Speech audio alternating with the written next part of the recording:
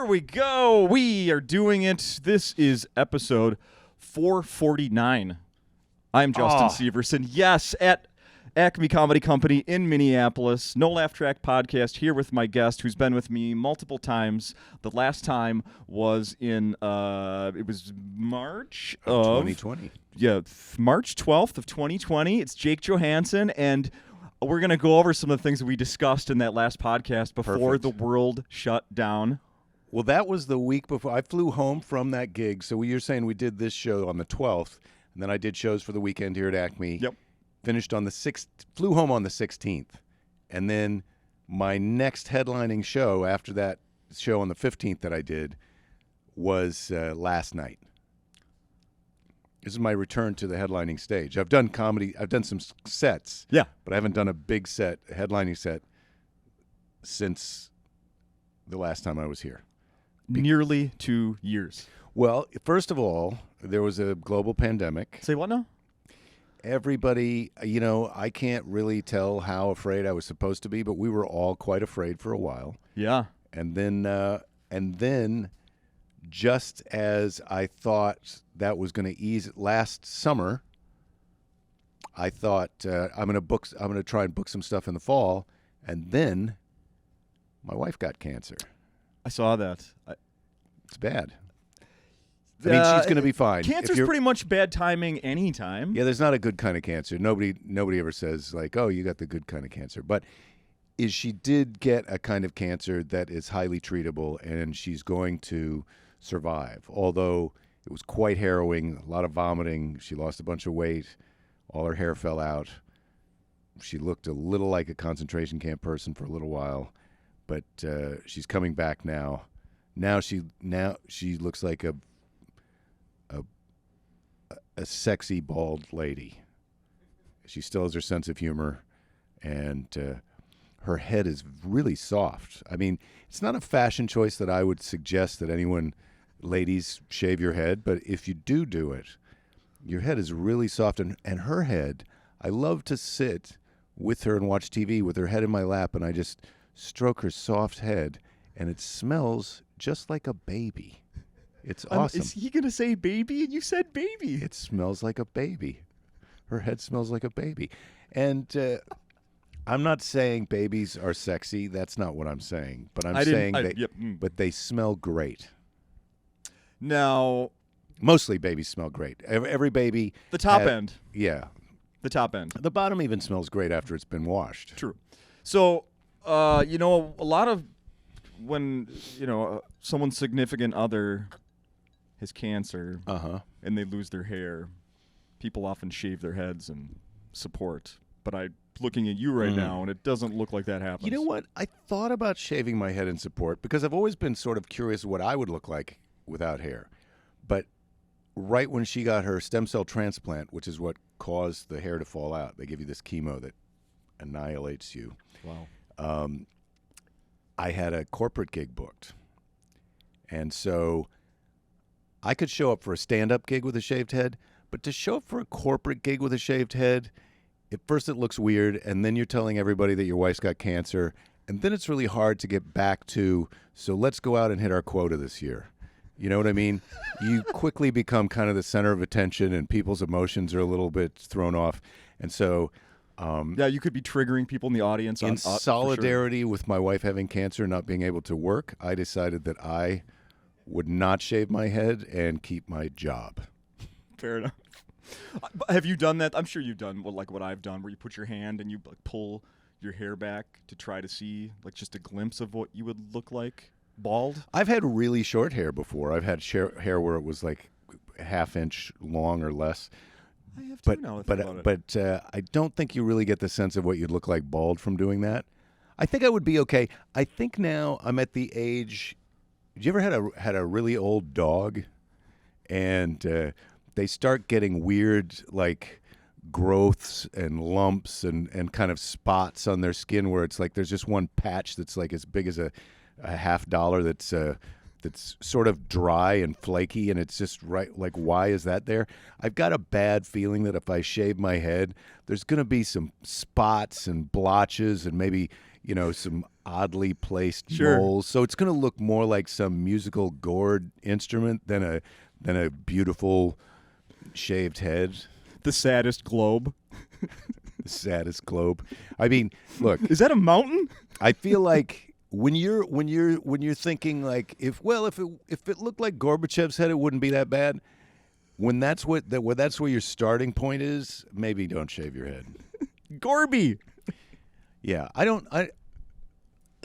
mean, certainly a lot of people probably would think that I'm old, but I don't think of myself as old until I think of shaving my head. And I feel like shaving your head is a young man's game, or it's like you don't have any choice. Like if I lost all the hair on the top, I would shave my head. Yeah. But then I might also get some head tattoos.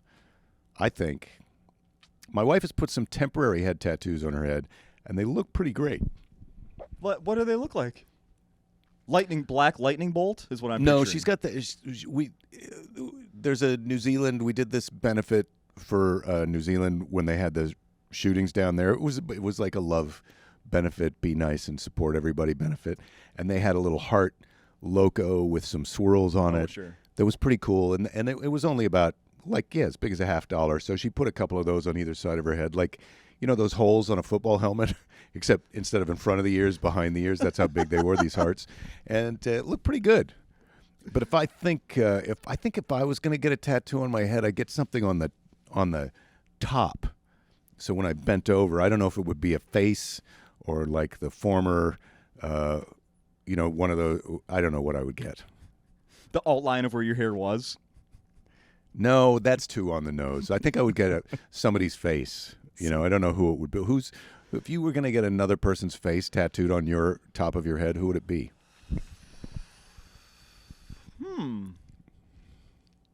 How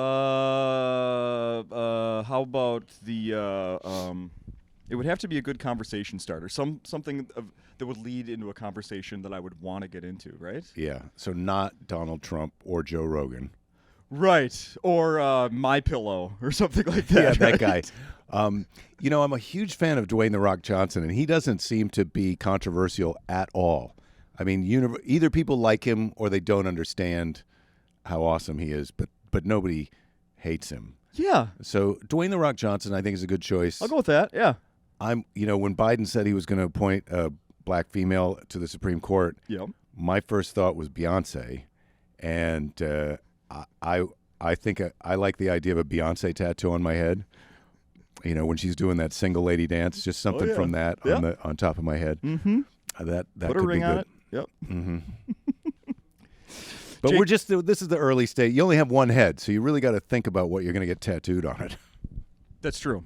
That's very true. I thankfully have a large hat collection, so that's what I would do. I want to tell you. You and your agenda.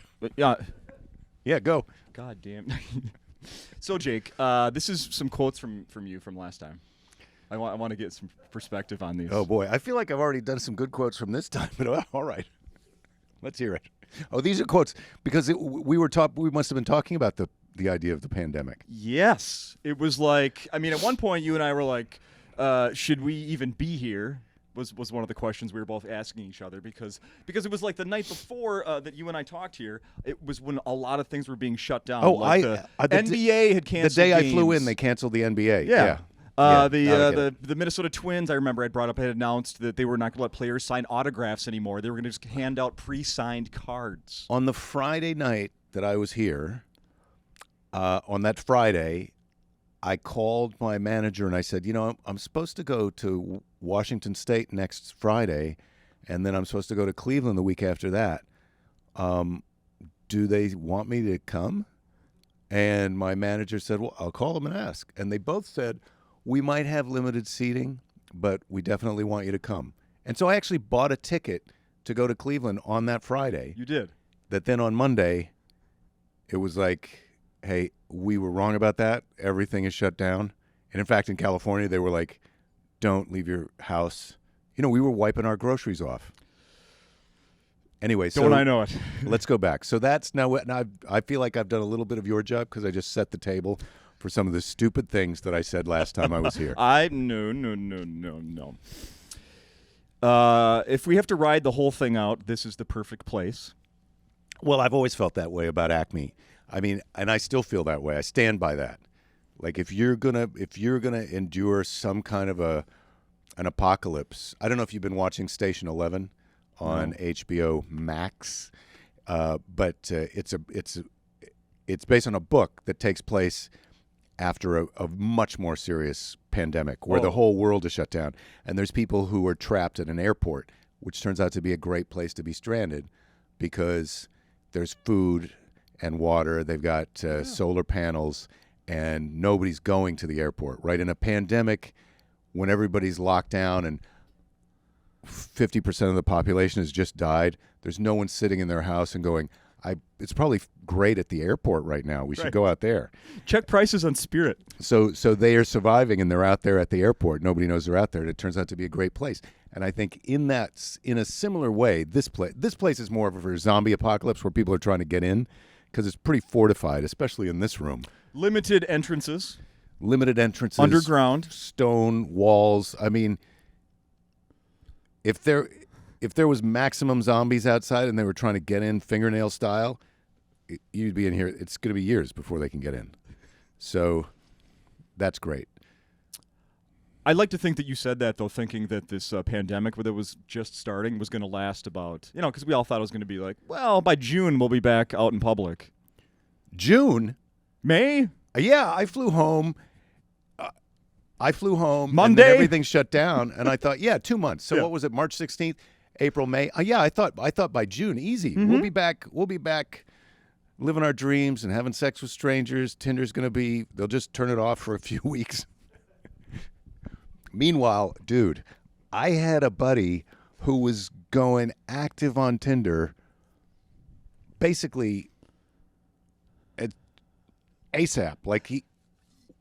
Maybe not by June, but by the fall of last year, he was back on Tinder.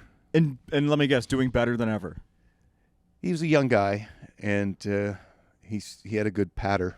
Good patter. You know what to text the ladies, how to use the right emojis. Sure. Yeah, I've heard those stories of the people that like met and hooked up, and now they're getting married and having babies during the pandemic. Yeah, it's amazing. Yeah. Mm-hmm. I don't know if they followed the rules, but it sounds like things worked out. Well, we're living in a world where we all make our own rules. Haven't you heard that? Do your own research, make your own rules. What else did I say? Well, I would say, so one of the other things we talked about was, of course, the shortage of toilet paper was already happening when March of 2020. Like we were already starting that. I remember I told you. Yeah, it was right away. It was instantaneous. Mm-hmm. It was a weird. It's probably a little late to talk about why that happened, but it's interesting because. It's interesting to me because we have a huge homeless. I don't know if your homeless problem went up here since during the pandemic. Made it much more. I don't know if it was more, but it was in people's faces. Definitely more than ever. Our homeless issue went up right away, and everybody's complaining about how awful. They're sleeping in these tents on the street, and then they're peeing and pooping everywhere. And it's like, well, look, you're a person. You could have figured this out. Every night. A person has to sleep, and sometimes a couple times a day you have to poop. Even once a day, I feel like you're down to minimum. Every other day you should see a doctor, and then you're peeing all the time if you're properly hydrated. That's right. So you've either got to provide people places to do that or accept the fact that they're going to do that wherever they want. What was the question?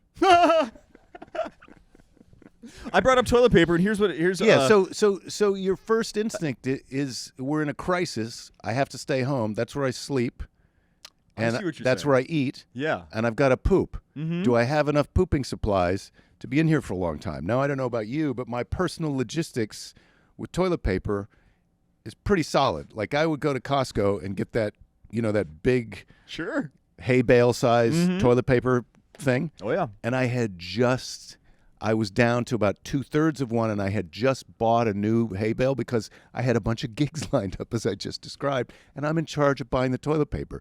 So I was set. I never went through the personal toilet paper challenge, but hero in your household, Jake. Accidental hero. Accept it. Just accept it.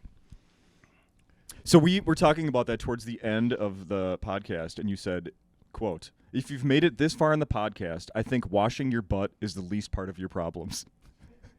Well, of course. I feel like that's one of the solutions that everybody forgot about. Yeah. Is like, look, if you're completely out of toilet paper, you're at home all day, right? How do you fill up all of you're at your house all day long. What do you got to do after you poop that taking a shower is not an option? Just do it. Right. Mm-hmm. Yeah. I purchased that advice still stands. I agree, ditto. And I ended up buying, I never ran out, but I did go buy one of these little bidet attachment things. Which one did you get? Oh, man, it was the one that was advertising on Instagram. The Tushy? Did you get yes, the Tushy? Yes, Tushy. That's it. I almost bought one of those.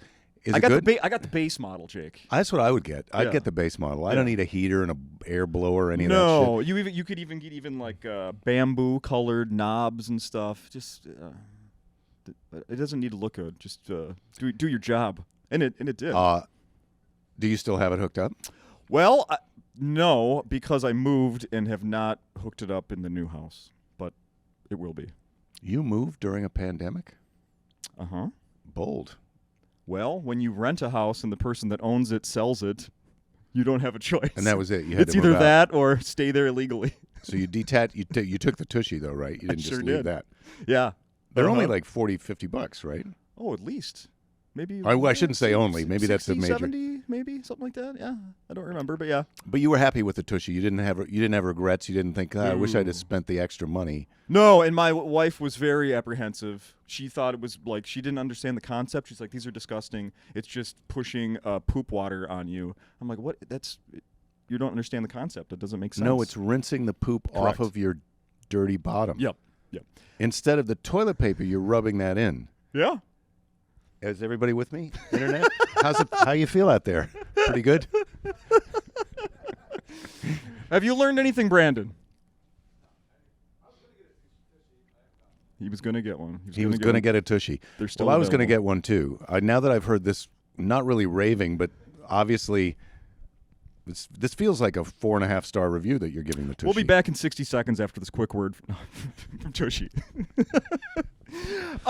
So I learned from watching some of your daily updates, Jake Johannsen, that you've done with your wife, without your wife, with Cristela Alonso, which I thought, I had no idea you're friends with Cristela. What a interesting pair there. I love that. We're good friends. She was always saying what an interesting pair we are, and I never even think about it. But to her, I'm just an old white guy, and she perceives herself as a young Latina. Yeah. Is that right? Yeah.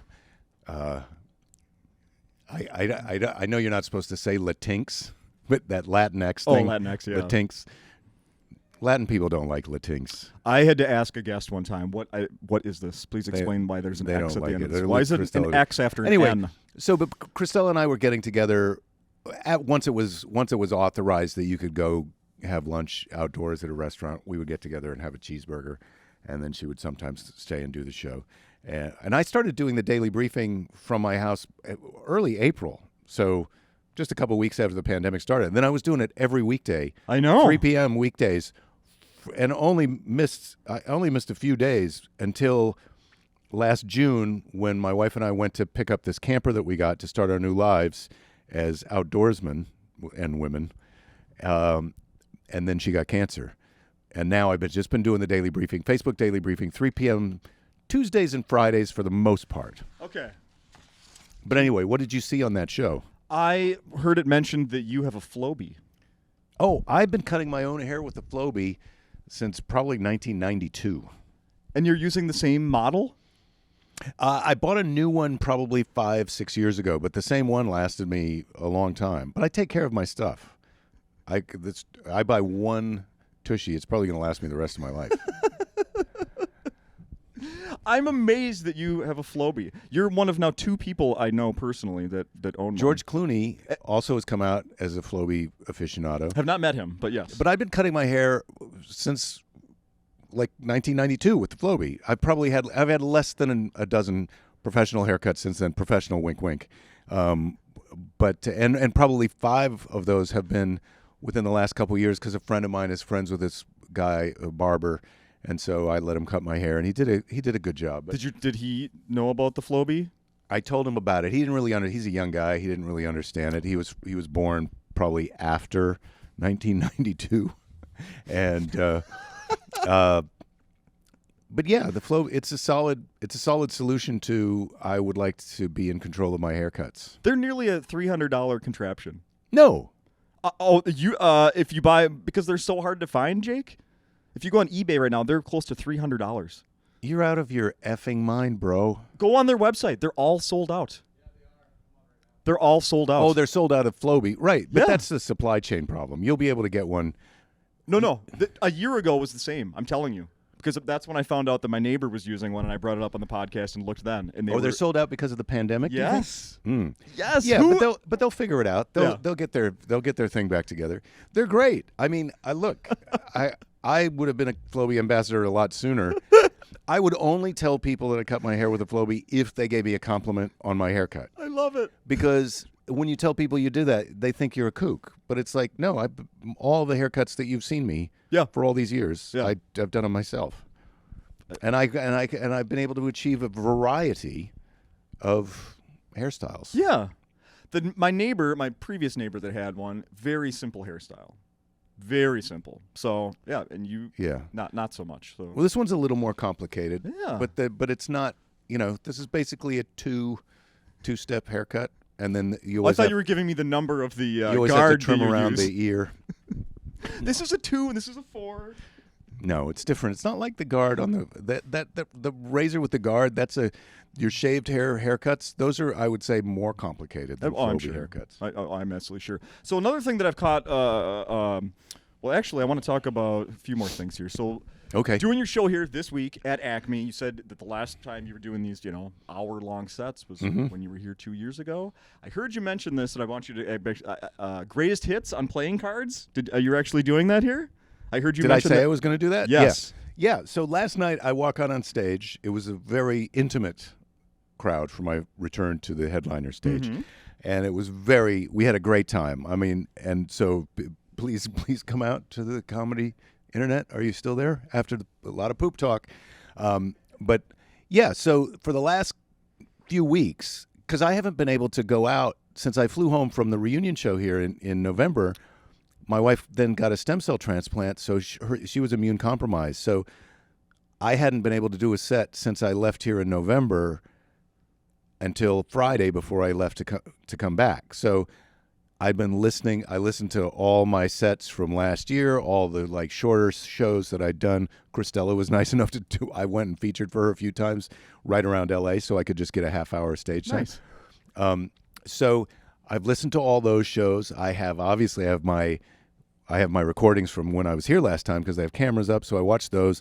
So I've taken, usually if I was returning a year later, I'd like to have a third to half new material. And so I've taken probably half of what I did last time, and then I've stuck in some new things that I've written since the pandemic, and then I kind of greatest hits myself. And then I wrote down on index cards. So I looked through all these notes and watched all these videos and made new notes so that I could remember things that had been a while since I'd done before, and then kind of integrate them into ideas that I'm talking about now. And then I have my set list that I didn't know how long it was going to take. Yeah. And it turns out that was sufficient. I didn't have to. But then in my pocket, I had probably about 25 cards. I found these playing cards, but the card part, the playing card part, is blank. Yeah. So I wrote with a Sharpie on there different notes from other bits and jokes, and I had the magic box of random funny business in my pocket, just in case if I had to go to the bullpen, I could just reach in my pocket. You didn't have to. But last night I didn't do that. It was a small crowd, so there was some interaction with people. There was a couple that was just about to get married, and another. There's just some funny things that were happening in the crowd, so it turned out to be kind of that's cool. a dialogue and a friendship. There's a small friend group that we made up. So my suggestion for tonight, put them out all on leave one of these tables out here, spread them all out, and then you just randomly grab one. Well, that's why I had them in the pocket. I thought I'll just reach in and Same pull one deal, out random. like a Okay, card trick. okay, It's a Jack of Diamonds. I like it. Uh-huh. I like it. Jake Fest. I keep hearing you refer to Jake Fest. Is this a real thing? Is this just a fantasy? What's Jake Fest? Well, so there's a couple of things, in any kind of group. So the daily briefing show that I do on Facebook at 3 p.m. right now, it's on Tuesdays and Fridays. And then gets posted on YouTube. Yeah, and then it gets posted on YouTube. So one of the things there's recurring things, like Tuesdays I read a story from the Children's Bible and interpret that. And then Friday is the happy half hour. So I interact with the people it's live, so the people in the comments are reacting back. And I know them now because there's about 50 people that are there pretty much all the time. Yeah. And when my wife got sick, they sent gift cards. They made get well videos. It's such a sweet, sweet community. That's so cool. It's the exact opposite of the experience that most people are having on Facebook, where they're fighting with their relatives about some ridiculous belief. Oh, yeah. So what was the question? Son of a gun. What's Jake Fest? Jake Fest. So one of the things that I started talking about was Jake Fest. They were all like, when are you going to come do a show? And I go, well, we should all get together in person. We could have Jake Fest. It'd be like a weekend Jake Festival where all the people who've been watching the Daily Briefing can meet each other, because there's people from Texas and Maine and all over the globe. Washington. It sounded there's like a guy up in Alaska. Yeah. And so the guy in Alaska, his name is Ouija. He put out this survey. So there's a private group on Facebook, which you can join if you want. And then he put out a survey in the group so people could answer, like, what's your budget for Jake Fest? How long do you think it should be? Because, listen, these people have shown me so much love, and we've been there for each other throughout this pandemic.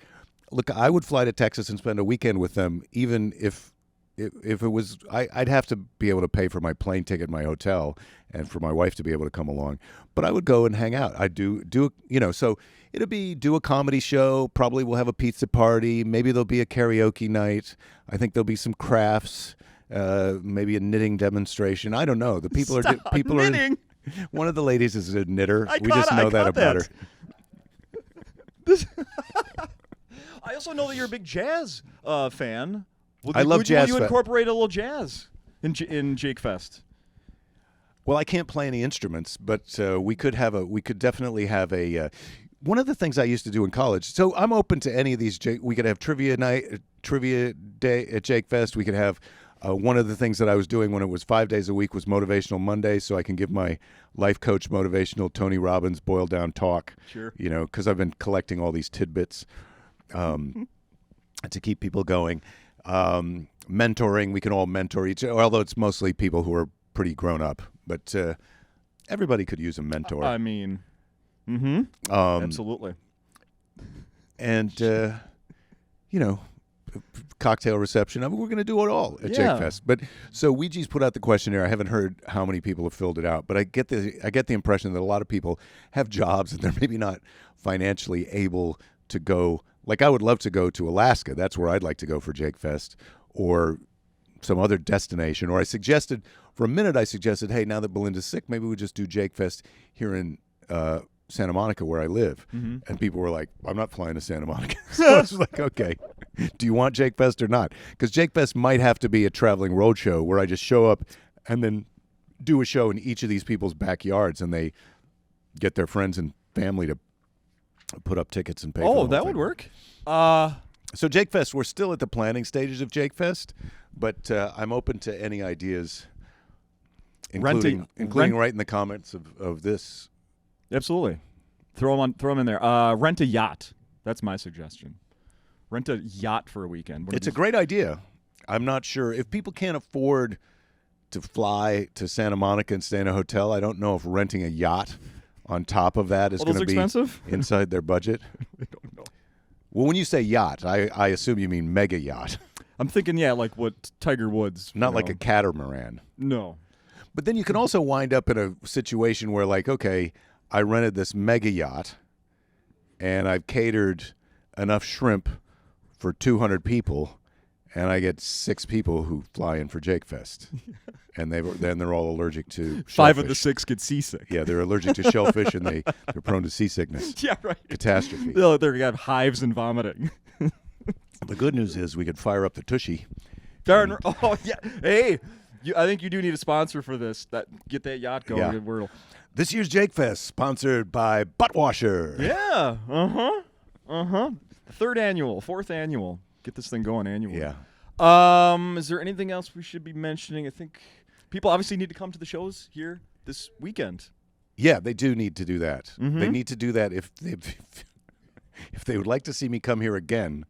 Coming here now is really important. It's like an investment in your Jake Johannsen future. And this is, I don't know if I'm on that camera, but I'm definitely on this camera. So listen, here, I just like to point this out to people who may be at home and thinking like, oh, I can't make it this time. I'll go to see Jake the next time he's in Minneapolis. Well, enough people have to come this time that there is a next time. Although Lewis loves me, I think. I mean, I love him and I love Acme. And so I'll come back. We'll be able to probably figure out a circumstance. But it would be a lot better and easier on all of our hearts if you would come this time and next time.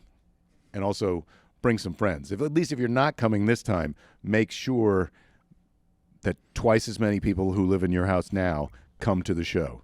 So you're responsible to get that many people here, whether it's you and your family or other people that you send in your place. Right. That's how you should think about your life. Yeah. Is how can you help me? Jake crowd quota. Right? Jake crowd quota. It's not that big of a room. JCQ. There's no reason that we can't sell this thing out. Let's do it. Okay. Okay. All right. This has been fun, Jake. It's over now. Yeah. We ended the last time saying, well, see you in a year. Well, we weren't that wrong. It's only been 2 years. Less than 2 years. Yeah, just short of 2 years. Just short of 2 years. All right. Well, So, as you said, sorry, because I'm prolonging the finale, the dismount. But as we said the last time, I flew home and then we went into quarantine. We just thought it was going to be a couple of months. And then there was holy cow, this is going on longer than I thought. And then there was a period of time, I have to admit, where I thought all these comedy clubs are going to close. and some Because present company excluded, they all have been saying, like, we can't afford to pay you. We're broke. And then it's like, you just shut down for a year and a half and you didn't go out of business? How broke really were you? But anyway, first we thought, we'll go home. I'm going to work next week. Then we thought, we're just going to shut down for a couple of months. Yeah. Then we thought, things are never going to open back up. And so I have to say the fact that I'm back here in 2 years is both a surprise because it's longer than I originally thought and a surprise because it's shorter than I thought Than it could have been. after that. Yeah. Yeah. So we're alive. There's your half full glass of water right there. Yeah, there you Uh-huh. go. And this is a great time to get the variant. I mean, I feel like this is this is the best of all the variants so far that we've had, this variant right now. And I mean, a lot of people are saying maybe the next variant is going to be less severe or less contagious. Mm-hmm. But Do you want to hold out till then or get it or enjoy this one? yeah, eventually you got to pull the trigger. Mm-hmm. And now's a great time to buy a house and get the most current variant. Not that we're having that here. You have to be vaccinated. You have to be vaccinated to get in. You have to show your proof of vaccination. Something like that. Those two things are not exactly the same. Thank you, Jake. This was really fun.